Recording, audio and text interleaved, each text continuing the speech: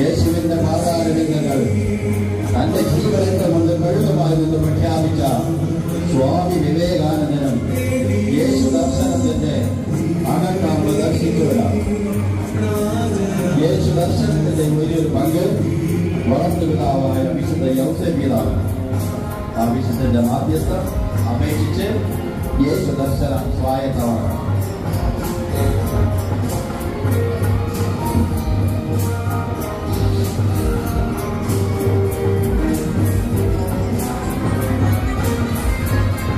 ആശാരി വേലയിൽ കിട്ടുന്ന 5 അപ്പവും 2 മത്സ്യവും മാത്രമേ ഇവിടെ പറഞ്ഞു, അത് എന്റെ അടുത്ത് കൊണ്ടുവരിക. അവൻ ജനക്കൂട്ടത്തോട് പുൽത്തകിടിയിൽ ഇരിക്കാൻ കൽപ്പിച്ചതിനു ശേഷം ആ 5 അപ്പവും 2 മത്സ്യവും എടുത്ത് സ്വർഗത്തിലേക്ക് നോക്കി ആശീർവദിച്ച് മുറിച്ച് അപ്പം ശിഷ്യന്മാരെ ഏൽപ്പിച്ചു. അവർ അത് ജനങ്ങൾക്ക് വിളമ്പി.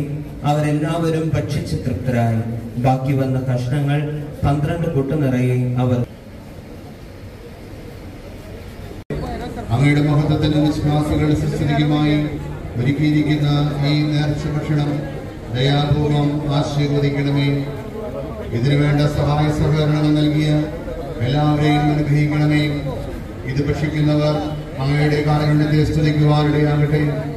ഇത് പങ്കുവെക്കുന്ന ഞങ്ങൾ പരസ്പര സ്നേഹത്തിലും ഐക്യത്തിലും ജീവിക്കട്ടെ.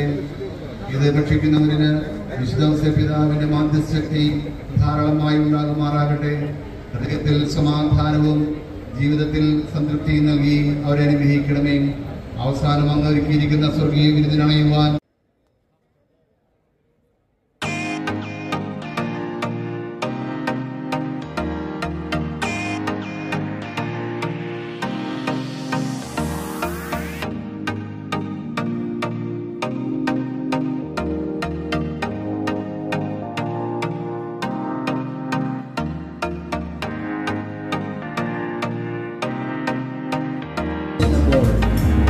ജീവിതത്തെക്കുറിച്ചുള്ള പ്രത്യാശ ഇത്തരം വേളകളിൽ ആത്മസംഘർഷങ്ങളെയും ആത്മമാധ്യസ്ഥം അപേക്ഷിക്കാം.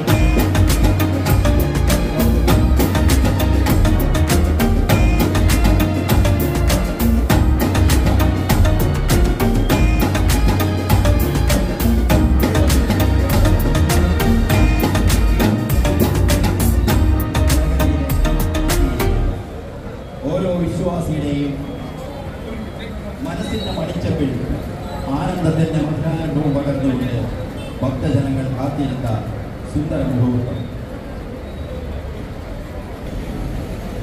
സെന്റ് ജോസഫ് തീർത്ഥകേന്ദ്രം നാടിന്റെ നാനാഭാഗത്തു നിന്ന് ജാതി മതഭേദമന്യേ ഓടിയെത്തുന്ന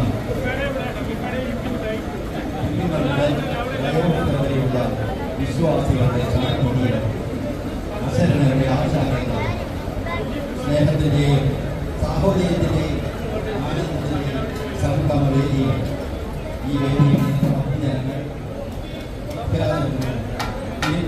പങ്കെടുക്കുന്നു. നേർച്ച വഴിപാടുകൾ നടത്തുന്നു. നേർച്ച ഭക്ഷണം കഴിക്കുന്നു. ഈ ആനന്ദം സ്വായത്തമാക്കി വരുന്നതിലേക്ക് ഉണ്ടായി.